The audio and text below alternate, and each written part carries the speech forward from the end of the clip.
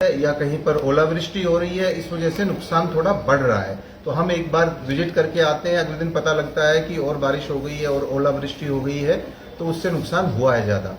आज जब ये किसान सब लोग आए हैं, इससे पहले भी लगातार पिछले 4 दिन से अलग अलग गांवों से पंचायत के तौर पर या फोन के माध्यम से लोगों से बातें हुई हैं, उन सबको ये बताया गया है कि सरकार की तरफ से स्पेशल गिरदावरी के आदेश आ गए हैं और हमें सरकार की तरफ से निर्देश हैं कि 15 अप्रैल तक स्पेशल गिरदावरी करके हमें वापस भेजना है। तो किसानों का जो भी नुकसान हुआ होगा उसकी रिपोर्ट बाकायदा सरकार को जाएगी और सरकार उस बारे में माननीय मुख्यमंत्री जी ने कल भी भिवानी जिले के अंदर ये कहा है कि मई के अंत तक हम सभी किसानों के खराबे का भुगतान कर देंगे।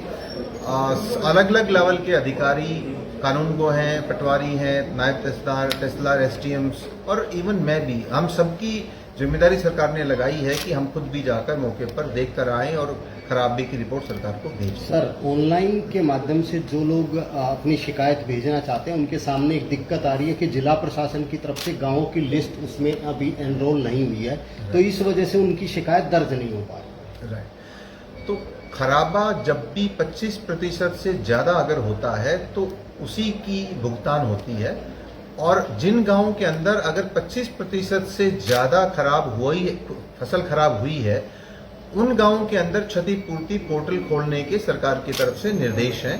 हमारे पास में परसों तक जो रिपोर्ट्स थी उसके हिसाब से 25% का खराबा नहीं था कुल मिलाकर, इस वजह से पोर्टल नहीं खुला था।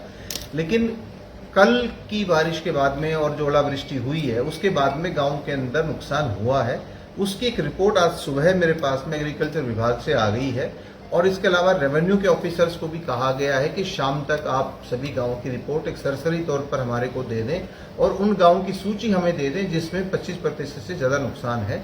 उन सभी के पोर्टल खोलने की सरकार को रिक्वेस्ट हम भेज देंगे।